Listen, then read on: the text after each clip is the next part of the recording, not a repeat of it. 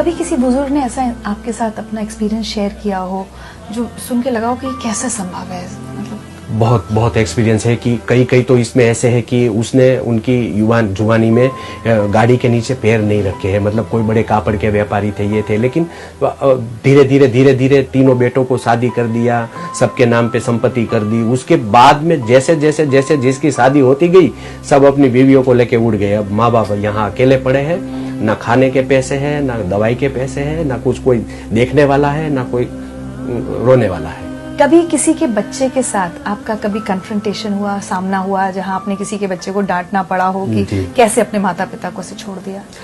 मैंने जब ये टिफिन सेवा शुरू की तो मुझे ऐसा एक ख्याल आया था कि मैं क्यों ना इन लोगों के बेटे को मिलूं और सारी बातें समझाऊं। तो एक दो लोगों को मैंने फोन किया था कि भाई ऐसी ऐसी हालत है, अगर आप अपने माँ बाप का मुझे खाली पैसा दे रहे हैं जो मैं सेवा कर रहा हूँ, मैं ये नहीं बोल रहा आप आके इधर साथ में रहो, उनको खाना दो, जो मैं दे रहा हूँ वो अगर आप मुझे उनका पैसा देंगे तो मैं जो जिसका कोई नहीं है उसका कर पाऊंगा।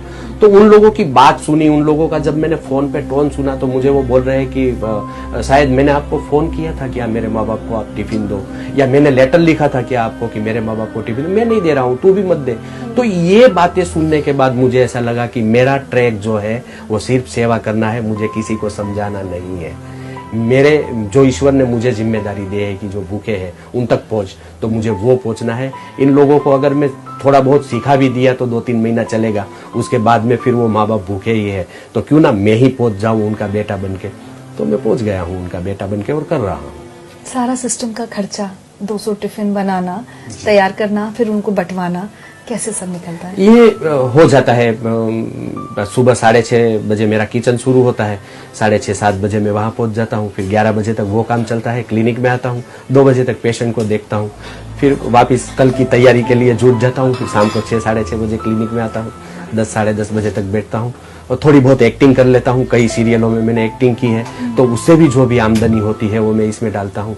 कई 3-4 फ्रेंड्स ऐसे हैं कि कहीं अटक तो मुझे फोन करना, हम लोग देख लेंगे। तो कहीं ग्रोसरी वाले का बिल है, ये है, फोन करता हूँ, काम हो जाता है। मतलब ईश्वर की गोद में बैठ के काम करता हूँ।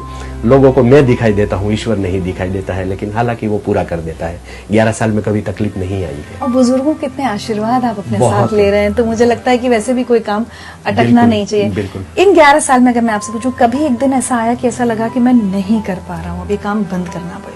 नहीं, आज तक तो मुझे ऐसा कभी थॉट नहीं आया है कि ये नहीं कर पाऊंगा। हालांकि मैं ये सोचता हूँ कि इन लोगों को मैं अच्छा आवास दूं, अच्छी जिंदगी दूं, क्योंकि वो जिस हालत में जी रहे हैं मुझसे देखा नहीं जा रहा है। तो मैं 4 साल से प्रयत्न कर रहा हूँ कि उनके लिए एक आवास बनाऊं।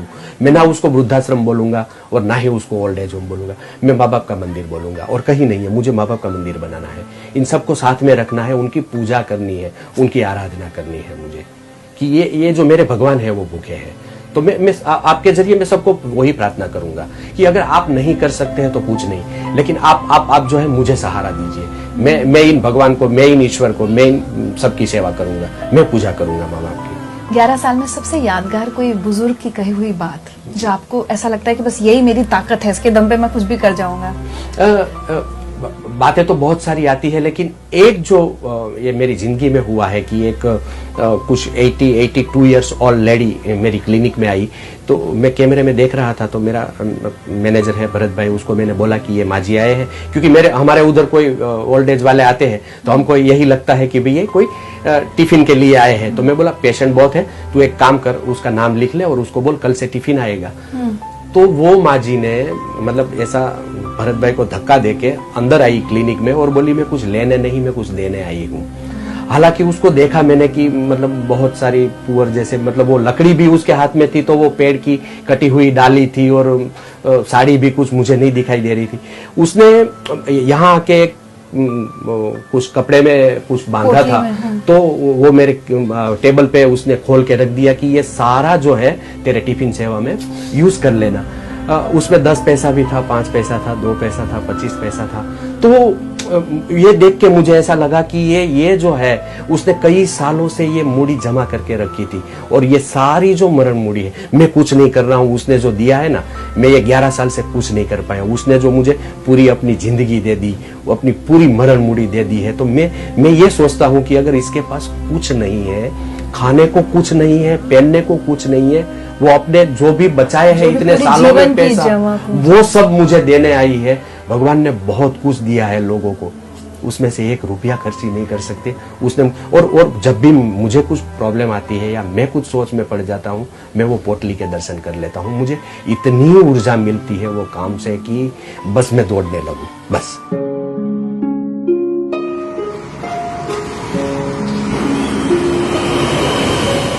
मैं अकेला ही चला था जाने बे मंजिल, मगर लोग साथ आते गए और कारवां